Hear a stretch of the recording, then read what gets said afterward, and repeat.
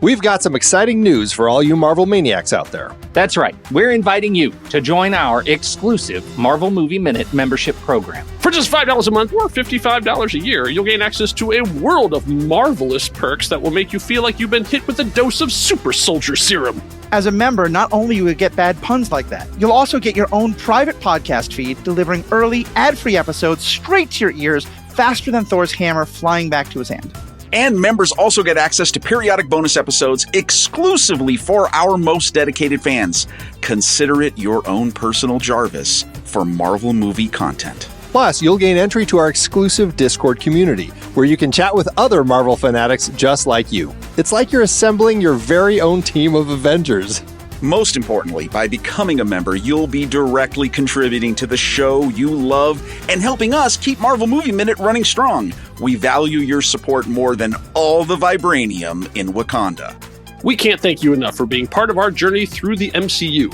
You're the Pepper Potts to our Tony Stark, always there by our side. You're the arc reactor to our Iron Man suit, the Heimdall to our Thor, the horny jokes to our Deadpool. The gamma radiation to our Bruce Banner. Well, maybe not that one. I'm sorry. So what are you waiting for? Don't be like Hawkeye, always getting left out of the action.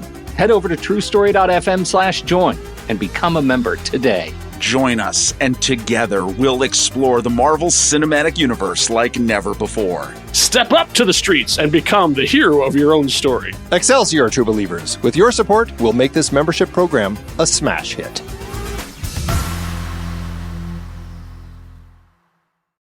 Before we dive in, here's another show you can enjoy in the True Story FM family of entertainment podcasts. Do you ever get to the end of a movie where the hero had to make a difficult choice, and all you want to do is talk to people about whether they made the right one? Watch an episode of Star Trek and spend the next few days thinking about the rights of synthetic beings like Data and the Doctor. I became a co-host of the Superhero Ethics podcast because I love those questions, and the people at Wendy's are tired of hearing me talk about them. We're not a review podcast. We're more interested in questions the characters face and how different works approach similar questions. Sometimes we'll even go behind the camera, talking about how on-screen media gets made and how that affects what questions get asked, which ones don't, and who gets to ask them. We hit a wide range of media: movies, TV shows, books, and video games. You can find us under Superhero Ethics wherever you listen to podcasts or go to theethicalpanda.com. But you can also do far more. We love listener feedback and will happily talk about your questions or comments on air, and members get special bonus content. Hashtag not sponsored by Wendy's. What's up, Supernatural superfans? I'm Chrissy Lenz. And I'm Nate McWhorter. And we're the host of Gang That Drink, a supernatural drinking game podcast. It's the podcast where we make up drinking game rules for a favorite episode of our favorite show, Supernatural. We recap the episode for you and let you know how all the rules played out. Then we let you know the drinking game rules for the next episode, so you can play along. Plus, members get every episode early and ad-free, with some extra bonus content chit-chat at the end of each episode as a member exclusive. So download Gank That Drink, a supernatural drinking game podcast wherever the finest podcasts are available. And or become a member at truestory.fm/gankthatdrank. And when you're out there in the world saving people and hunting things, you know, the family business. Keep the Gank That Drink motto in mind. Be excellent to each other and party on. Party on, dudes.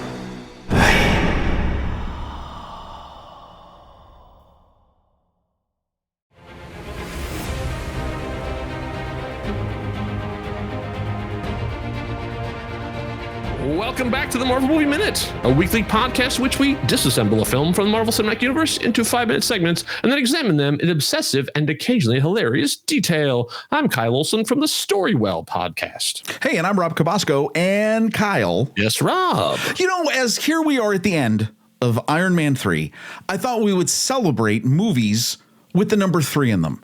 And you'd say to yourself, that seems like that's easy, low-hanging fruit.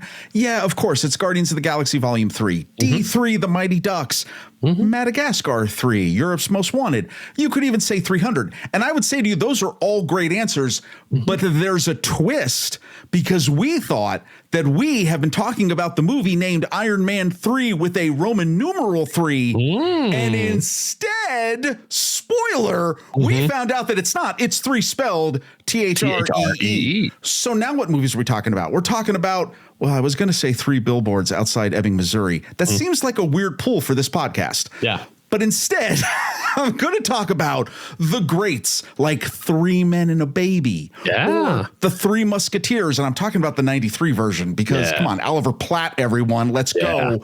And of course, maybe the greatest, the 3 Amigos from 1986. Oh, very nice. I was thinking 3 Days of the Condor, which also has another MCU alumni. That's got Robert Redford in it. I like that. That's good too. So here we are. We're at the end. And who knew? It's Iron Man 3. Yeah, that's right. Iron Man THREE from THREE.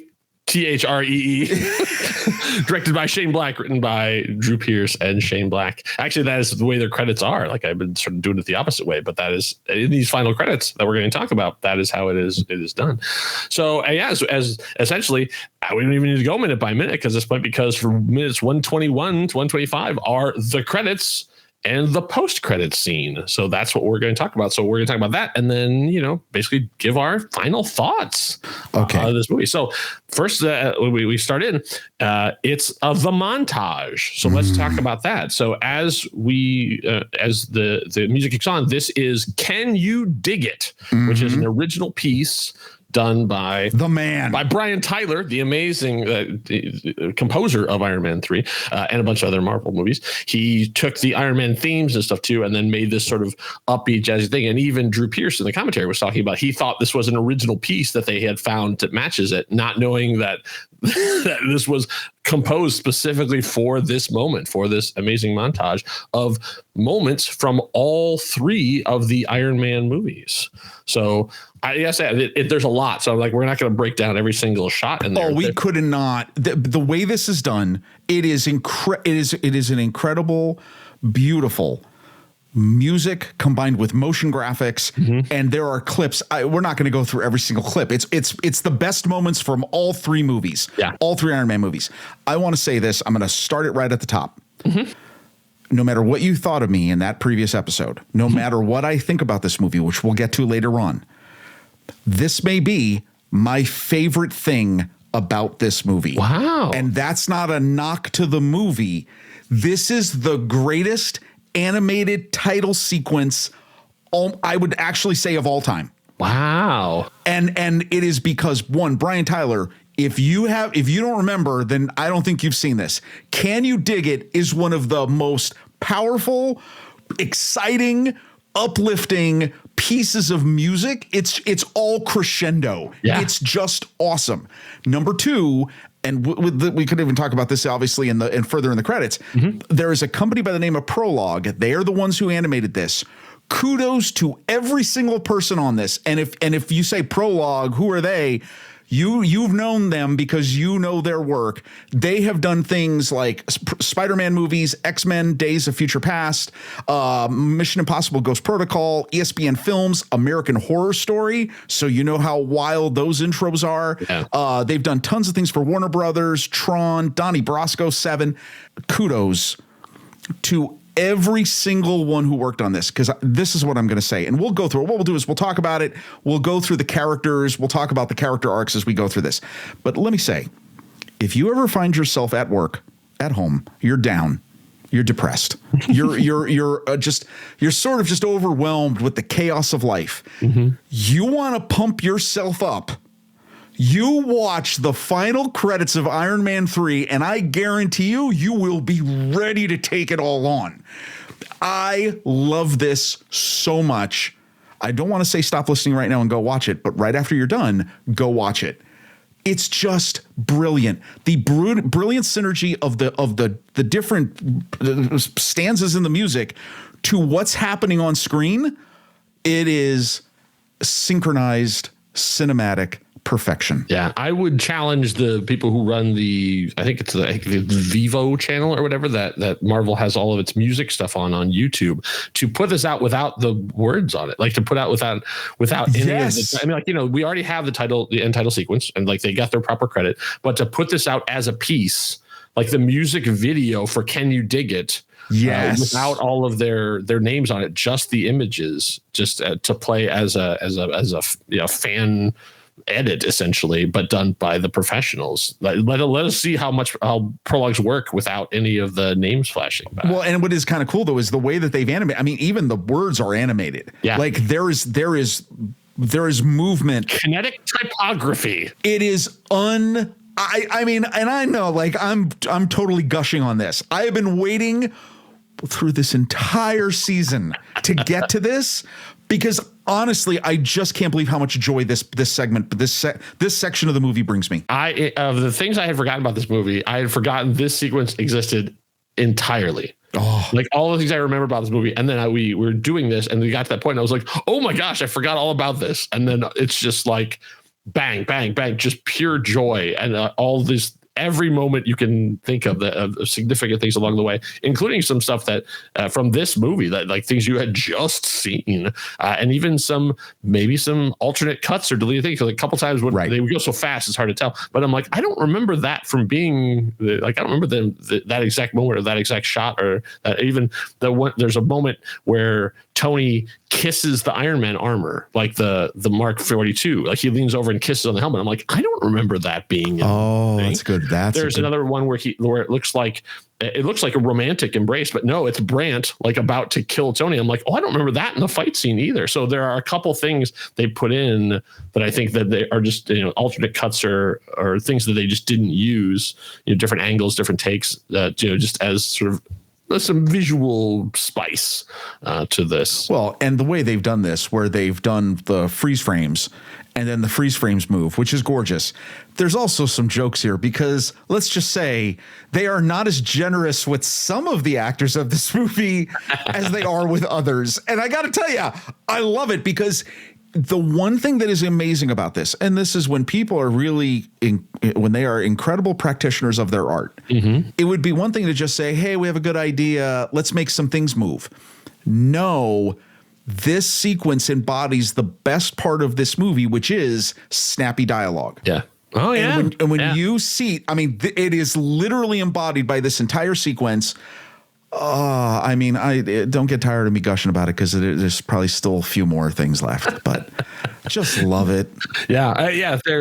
So let's, I mean, basically it comes down to like the big three characters. Is like, we see some of this, but we don't see like a lot of, there's a little Ironmonger, a little, I think just tiny, maybe one shot of Whiplash. Yeah. Oh yeah. No, Justin Hammer. Like there's, you know, I mean, there's a lot of the planes and of course tons of armor and stuff too. It's sort of all of the sort of the big three, I guess the big four, not a lot of happy.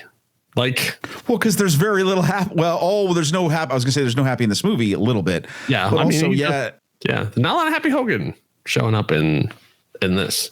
There also is there's no shots of the nuke in the Avengers. No, there's no Avenger shots at all. I went through this. All of this is Iron Man 1, 2, and 3. That's it. Well, and it's all positive. It's for the most part, it's 98% positive moments. It's positive Iron Man moments. So it's not. Although Tony Stark does get smacked in the face at one point. But I mean, it's positive because it's kind of funny. And then, you know, they get knocked down by the armor, and you know, Tony Stark takes his hits. Like that's part of being Tony Stark. So they start off with. So we've got Iron Man, we start off with directed by Shane Black. We've got the screenplay credits. We got producer credit, and executive producer Favreau, our executive producer Louis D'Esposito. That's right. I also can tell you that they, Drew and Shane, did not know where they were going to be in this. So this was presented to them as a piece. Like their movie ended with I Am Iron Man, and from here on out, this is no longer their movie. This showed up to them as it shows up to us as a piece. Like they didn't have any control over like what all the things were. So they were like, oh, that's where our names are. Like they were, and even kind of annoyed a little bit about the images that were on when their particular title cards come up. Oh, wait, that's awesome. Yeah, they had some fun with this. I think there's some in jokes here that were snuck in at the end. Yeah. That's pretty great. I love some of my favorite shots in here when we talked about this in the previous episode, when her hand is in Tony's chest in Iron Man 1. Yeah. There's some great stuff there. Some of our favorite scenes from Iron Man 2, when he's taken the map of the Stark Expo. Love seeing that. When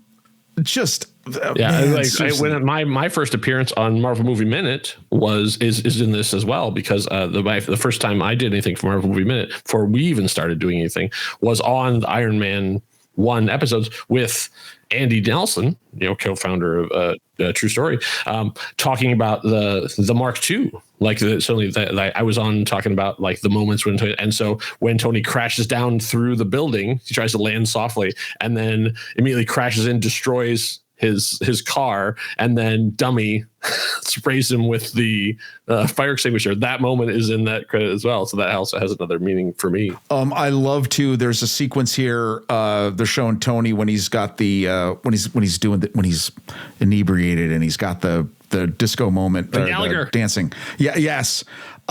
So they cut to this. The music takes a turn. Has this much more of a nice jazzy rock like part. Mm-hmm. We cut right to Tony and he's dancing to the music again. Back from this movie from Iron Man 3, dancing to the perfect synchronized. Love that. And then Brian Tyler, as he's doing that, we got Brian Tyler's cue card there. Interesting that we did put the county, who was the bikini contest that we went through in this movie? Yeah, right. Yeah. It's juxtaposed with the Ironettes. Who is it? Yeah, we talked about both of them. No, that's really funny. And I love the animation of it and stuff. Please just go watch it because it's incredible. Now, so when we get into the actual characters, interesting that we start with, we do have Gary Shandling, the great end there. Iron Man 2. I'm very glad he got shown up there. No Black Widow. No. She was and no Nick Fury. Like they both had major, and no Agent Coulson, like also characters who had major parts in Iron Man 1. So wait, question, I couldn't find anything that says what was the rhyme or reason of that.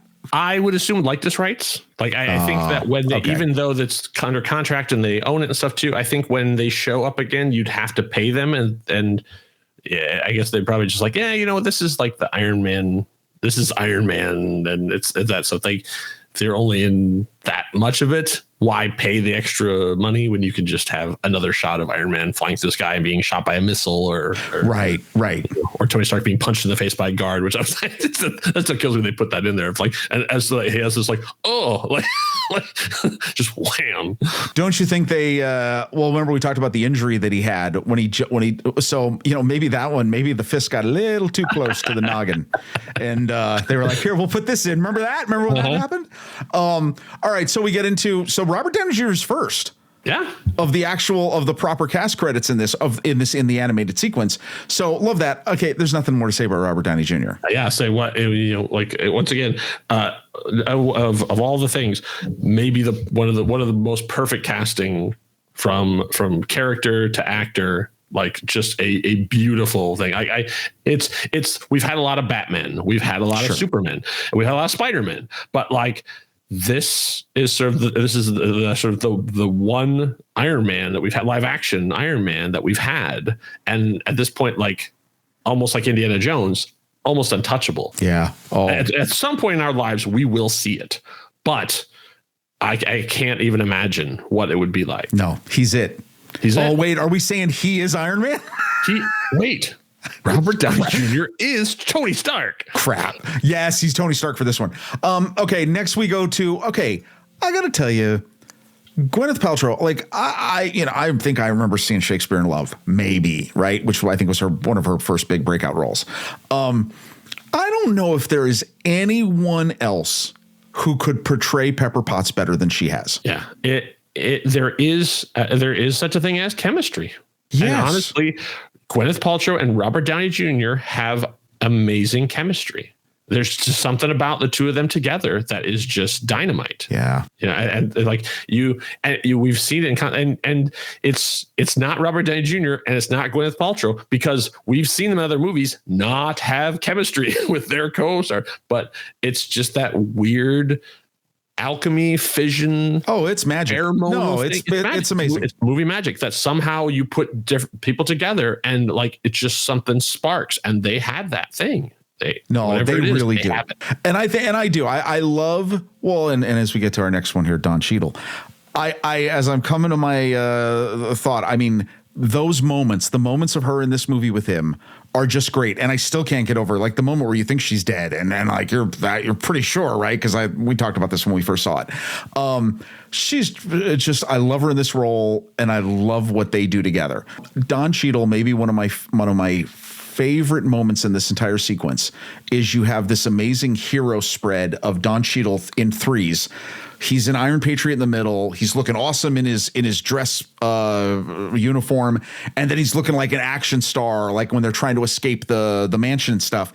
And then when they get to the point where they really are promoting his name, they do the weirdest freeze frame of him poking out with his gun. And I guarantee you, every time I see this, I think Don Cheadle must have been like, when he's watching it for the first time, he's like, you sons of a bitch. Come on. What? What are you doing to me? I love this. Here's what I want to say about Don Cheadle. I know we've kind of poked fun a little bit at the future controversies about this character. He is in Iron Man 2 and in Iron Man 3. He is a delight. Yes. He is wonderful. He is the wonderful best friend of Tony Stark, more so than I might say Happy. Yeah. Because really, Don is phenomenal. I mean, Rhodey's phenomenal. Yeah. What makes me sad about this is I love him so much. I love the portrayal of the character. I love even the banter in this movie. I really want to see Armor Wars, and I want to see him be the star. I want more of that, like to get this Rhodey back, because from here on out, it's not as great. Like, thank you for saying that. Once again, no disrespect to Don Cheadle at all, who is in everything he does. Is amazing. But from this point, like, Rhodey doesn't get to have any more fun. Oh man, that's such a great point. Every time you see him from now on, and he has to be the straight man. Now I know that is part of his job in here, but like, he's not having a good time in any of the rest of the stuff. He kind of has to be the stick in the mud. And I'm like, no, that's not where Rhodey shines. Like, that's not the thing that makes it amazing. And talk about chemistry, like, to get the two of them. So maybe this is one of those, like, I'm going to throw out my controversial statement, and then we'll see, like, hopefully this will light up our Discords, and they'll do it. Here we go. No offense to Terrence Howard, who I thought did a great job in Iron Man 1. Maybe the greatest recasting of a role in movie history. Oh, wait a minute. I cannot think of, and maybe, like I said, well, there you go. I'm gonna light the fire. This is what I had to take. Come at me. So I'm serious. Like, I'm curious to see if anybody can do anything. I cannot think of any time anybody has been replaced and given such an upgrade to the character. Wait. Like, we recently saw one, actually, unfortunately we lost William Hurt, who we talked a lot about in Incredible Hulk, and it relates with Harrison Ford. A glow up, one might say. And then I watched the movie and I was like, I don't see General Ross. I'm like, as two people who spent 100 whatever episodes talking about him. I never, like, every time I'd have to go, oh right, this is Thunderbolt Ross. Like, I had to constantly keep telling myself, because Harrison Ford's Harrison Ford. Like, he's gonna, when you hire Harrison Ford, you get Harrison Ford. Yeah. Oh, exactly. I kept having to, like, retrain my brain of, like, right, this is the same guy from, got it. But yeah, I can't think of another time that in a movie, I'll say movie because television's a whole different beast, but in a movie where a character was recast by played by a different actor, and it was this much of improvement. And I'll even say James Bond with that. Like, James Bond has been recast how many times, and, like, I've never seen it like this much of a improvement. That's my hot take. Okay, so one, I agree. 2, if you listener don't fight us. 3, fight Rob. I mean, that's right. Fight Rob is what. Yeah, fight me.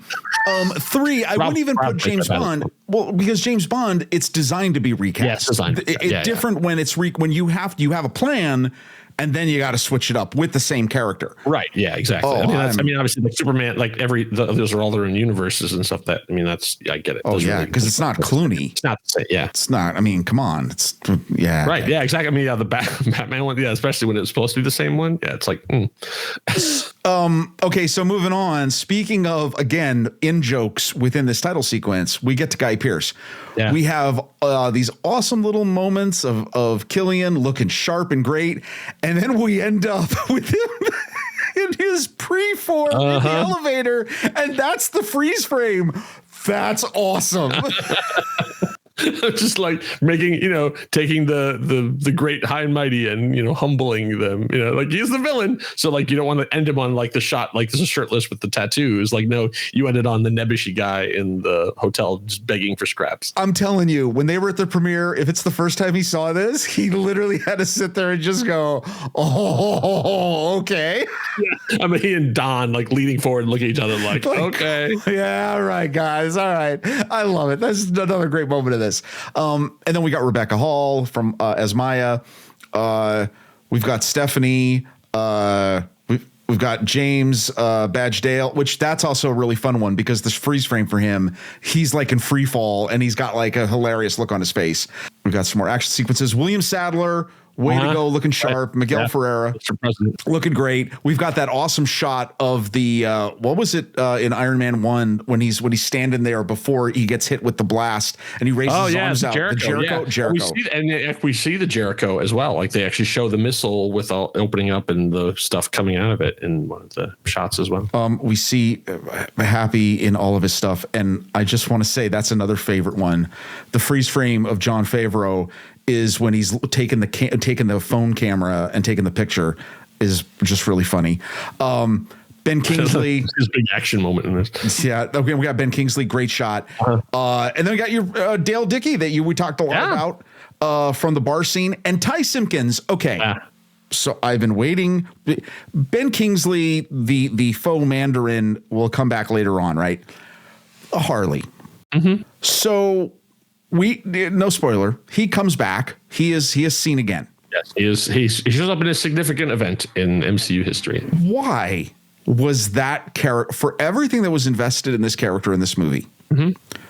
Why was there no liberties taken with this? What? I don't know. Like that's the thing is like, I know Ironheart as a character and she was interesting when they introduced her. And I know that she's in Black Panther, Wakanda Forever, and it's fine. And I know that's the other one, like Armor Wars they keep kicking it down the road that like, now I think it's actually happening like that, like shots at time of recording, shots of that have been released of like them on set. So I think it's going to happen, but I get it, but at the same time, like, man, like he's right there. Like Ty Simpkins is still out there, still acting. Like I hope that in the way that, we didn't expect Trevor to show up again, and then he did. I'm hoping that at some point in something in Armor Wars, whatever that ends up being, like it was a movie, then it was a television show. Now it's a movie again. Now it's not happening. I don't know what's going on with that. Right. Or Ironheart, whatever it is, that they find a way to sort of bring him back around, even if it's not as Iron Lad or whatever, which I know is a different character, but to find a way to have him involved in this stuff as part of whatever this Champions / Young Avengers thing that they're putting together. It seems like a natural fit to me, even if he's man in chair. But it just seems like it's like a, if they can, and no spoilers for if you haven't seen Captain America: A Brave New World, but like if they can reach all the way back to Incredible Hulk. Yes. No. Yeah. Right. And like things that you didn't know was going on. Yeah. They don't have to make him the lead, but like, he's out there and he's an interesting character. And what's happened in the last, what happened to him during the blip and all of that, Well, here's the thing. Because the wrap up of this, and as I'm watching this, and I'm thinking to myself, wow, I mean, one, his billing is interesting too, because it is near the end here. It's the end of the primary credits, the show credits. There's only been 2 characters that he has in all of the MCU where Tony Stark has literally treated them almost as sons. And one of them is Peter Parker, obviously. With all of that, I mean, for what this kid clearly could do, and now he's given the mother load. Like, he's given everything. Like, I've read some things where, like, there's some insinuations that he was given even more stuff. Maybe he gave him a prototype suit, you know, or all this stuff you could think of. You can't tell me you wouldn't have heard from him again. Yeah. Like, that just seems really odd to me. And it seems like that even we find out that Tony there's a scholarship fund that he'd been sort of along, like, helping this kid to reach his potential. That seems like Stark Industries now, or whatever Stark Industries is now. I don't even know. No, but I mean, that seems like such a missed opportunity. And I'm sure everything's complicated. I understand that. But like, if you can have, I mean, because we've seen the assistants to Obadiah come back in future movies.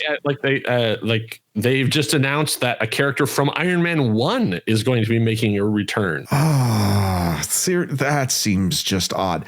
Which, by the way, funny reference, because the very next moment in this animation is Obadiah. Yeah. And then we have this nice little, another quick montage of all the villains. So, like you said, we see Obadiah, we see this great shots of his armor, we see the big battle in Iron Man 2 against Whiplash, then we see Killian, and then we see the angry Pepper when she's fully extremist. Yeah.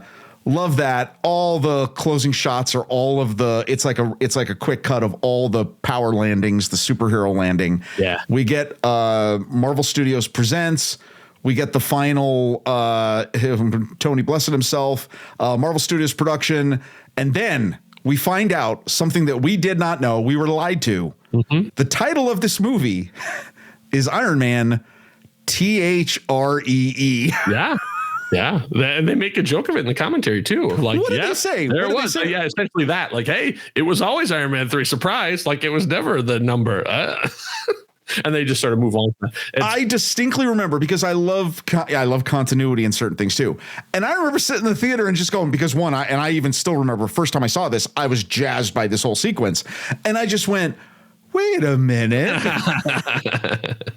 That's pretty funny. Yeah. So yeah, then as we get this fantastic thing summing up these three movies, like the end of the trilogy. Like at time of recording, this is it. Like there have been 3 Iron Man movies and no more. Like this is it. Not the end, not the last time we see Tony Stark, but like this is a trilogy. This is the complete trilogy. I mean, now we say that technically there is heavy Tony presence in future movies. Yes, but no more ones where he's the guy. When this happened, when you saw that, because when they do this type of montage at the end of a series of movies, I remember kind of leaving the theater going, yeah, I wonder what that means.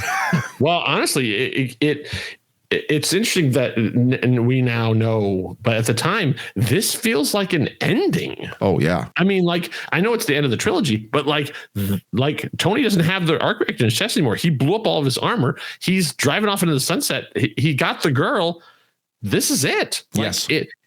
It seems weird, like, that he comes back and he's sort of back to the Tony before. I'm like, but you're done. Like, you've completed your arc.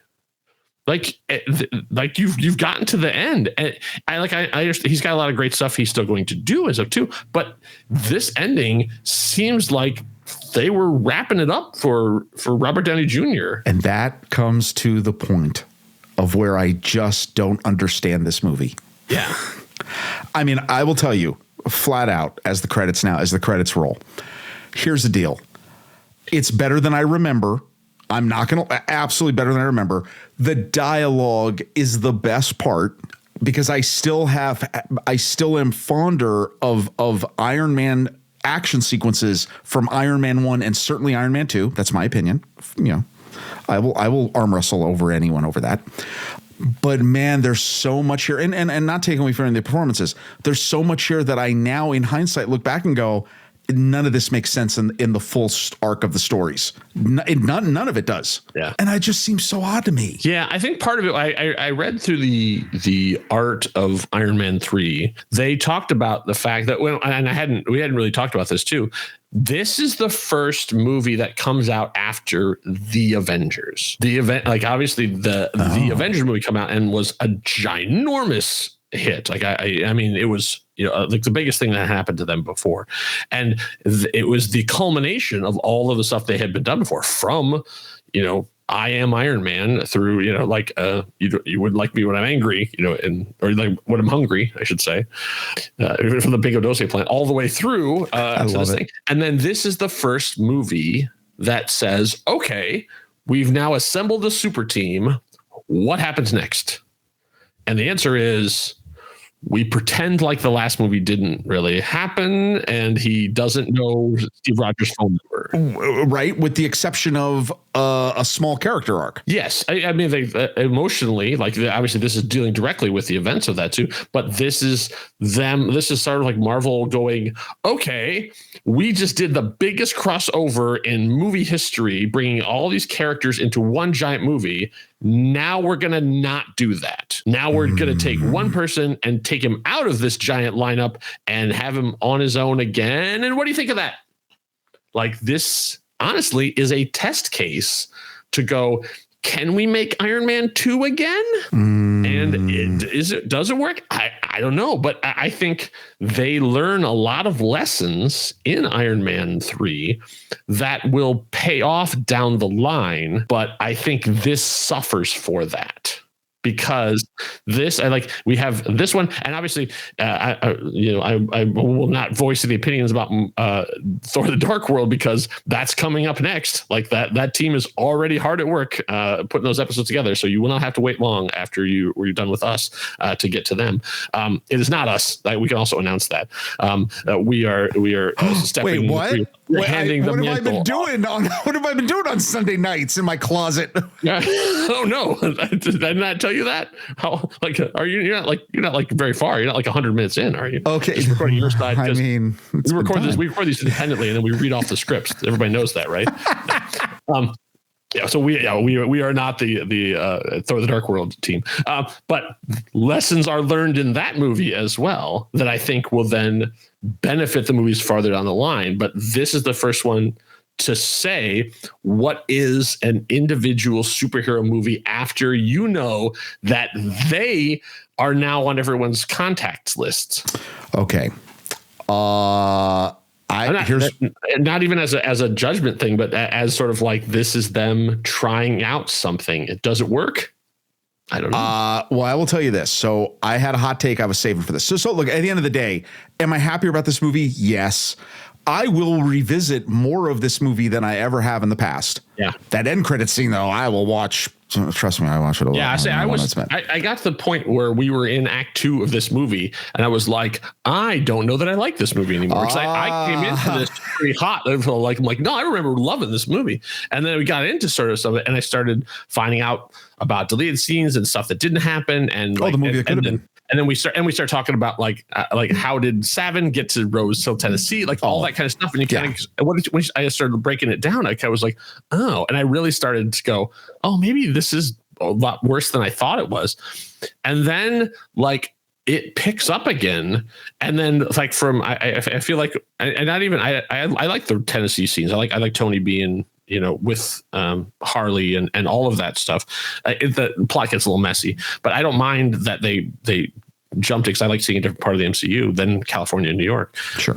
But then it like after that, it sort of like it grabs me and goes. And like from there on out, it's just, I feel like it's just snappy dialogue, great acting, great stunts, great special effects, bang, bang, bang, bang, all the way through right to the end. And that final closing thing.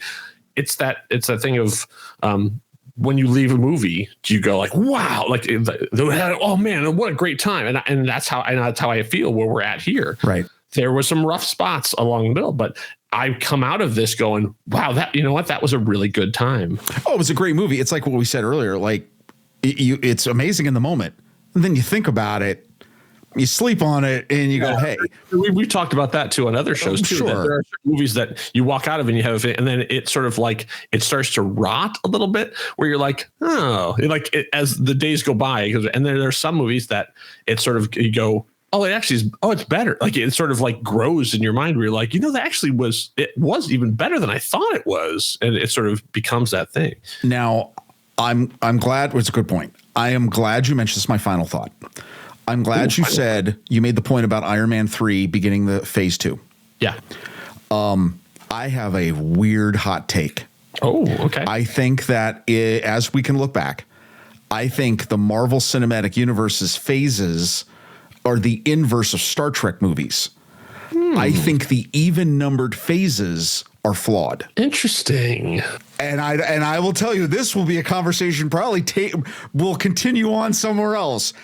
I have a theory on that, and there's reasons why, but man, because like you said, when you think about this Iron Man 3 and where this goes, now there's some bright spots, make no mistake, some really good things to look forward to for phase 2, but yeah, the lessons are being learned. Yes, it's for those who think of this as and golden era, to quote the Lonely Island Seth Meyers podcast. There are some issues here in this. Like, as much as people are, at this point, the internet is pretty much universally, or at least loudly, talking about how much they don't like phase 4.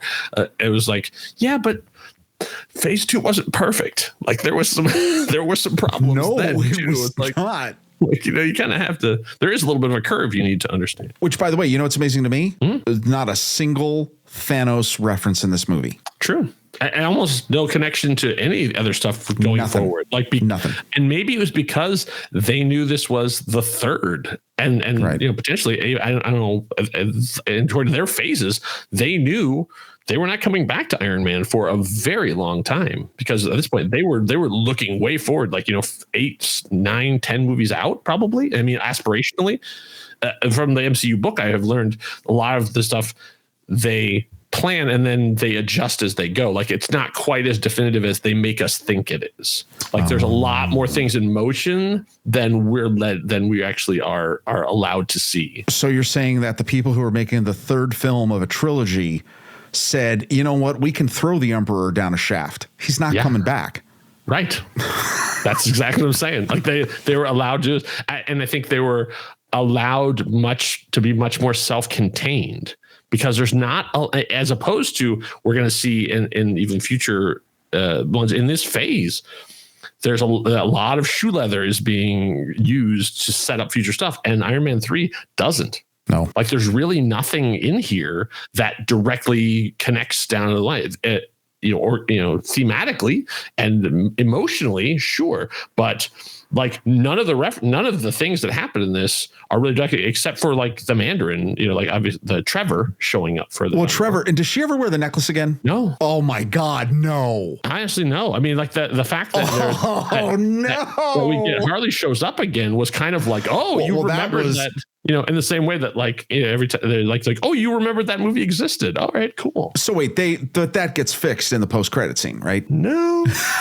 No. So I mean, I'd say that'll be the last thing we're going to talk about is that. Do you have what are your, now as we're sort of coming down to it, what are your final thoughts as you walk away from Iron Man 3, having pulled it all apart and now put it back together again? Where does it sit with you? It's in the lower third. Okay. Of my MCU library, except for the credits scene at the end. That's like in the top 3.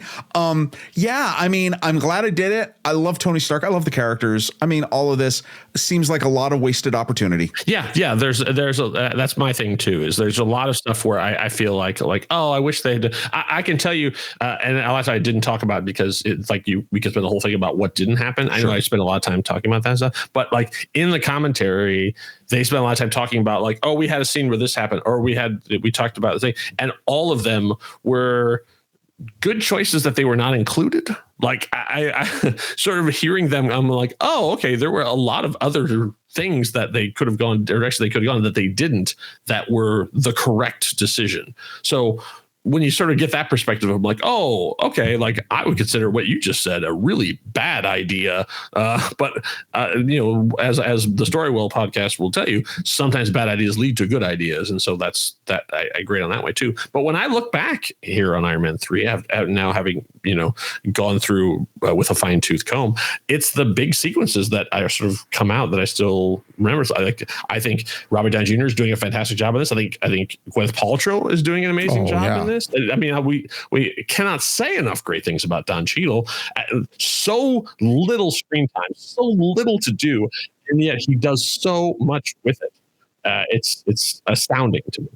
Guy Pearce was one of the greats, honestly, one of the great Marvel villains. I like, he does not get enough credit for like what he does with this. He is so slimy. I mean, like I would put him up there with Justin Hammer as being like one of those really interesting character actors who's given a great character and allowed to be, as loathsome and sleazy as you want to be. Rebecca Hall, got the short shaft. Unfortunately, like she did not get, she did not get to do the movie that she was hired to do, but still tried to make it. I think a very interesting thing could be have done, and it didn't go that way. But when it comes down, when I think back on Iron Man 3, I think about the house party protocol. I think about the barrel of monkeys. I think about the destruction of Stately Stark Manor. I mean, all those things are. Pepper died, for God's sake. Yeah, right. Pepper's the Extremis, like all the Extremis stuff that they did, like all the different fires, and like all that stuff, all of it worked. So that's the thing. It comes down to it is it even if you just do by math, it works. Like it's like there's more bad than good. Like the gestalt of it. Like it comes to be like I don't think I like it as much as I did before, but I have a different respect for it now. And I still hold it really high in my thing. I don't know. We'll have to have a members only episode where we do our rankings, like Pete and Andy like to do. Maybe we'll do that. Yeah. So, but then Iron Man 3, the credit going through all the amazing people that we saw. Like you say, we've listed so many names. I don't need to list any more names. But then we come to the end, and then we find out who it is that Tony Stark had been talking to, and it's Bruce Banner. So we then come to the fact that it looks like this is probably Bruce's office, I guess. It was very unclear. There's a lot of science. His lab. It's his comfy lab. Yeah, we never see this room again. So I don't honestly know where this is supposed to be, because this isn't in Stark Tower. This doesn't seem to be at the I don't know where Bruce was between Avengers and Age of Ultron, because he sort of, this is the only time he shows up before he shows up again as Hulk. Sun's getting real low. That's coming down the line. So we don't know what he was doing in the between, but they're having it turns out Tony has been telling the story of Iron Man 3 to Bruce Banner, who has fallen asleep. So all of the narration we've been hearing has been Tony Stark laying on a couch telling the story to his pal Bruce Banner. Also, he's probably sleeping because he's still wondering about the crap haircut he got.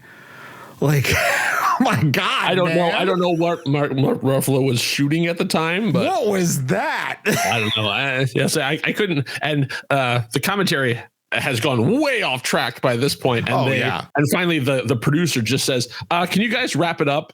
Because they're so far off, and they just end. And so they never say anything about this. So I couldn't find any information about like where this was shot or when it was added or any of that kind of stuff.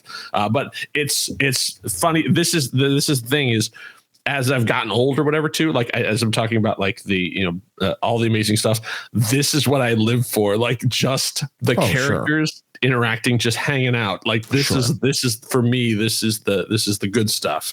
Just having the two of them having this little chat. And it turns out that Bruce has slept through the entire story and then tries to be like, I don't know why you're telling me this. Like, I'm not that kind of doctor, and I don't have the patience to listen to this rambling story. And Tony almost completely ignoring what he says, and then launches into another story, which we never get to hear the end of. And then he passes out again. He puts his head back. Like, what I think is cool about this is, in hindsight, Bruce is Tony's, like, he's the only one who really gets it, I think. Yeah. Right? Like, brilliant mind who does amazing things, who is grappling with insane internal turmoil. Yeah. And so I actually love this because after you've seen them click in Avengers, this is kind of a cool little nudge to go, yeah, there's more to come. And there is more to come. And there is, yeah. So that's cool. These two brilliant, troubled men are going to have a child together that's going to cause a lot of problems. Wow, that was a different way. That was a different way of putting it, but yes, you are right. I mean, yeah, it's is Age of Ultron my two dads? I don't know. A case could be made. Put us in for that right now. Yeah. So yeah, that's they're put that on a shirt.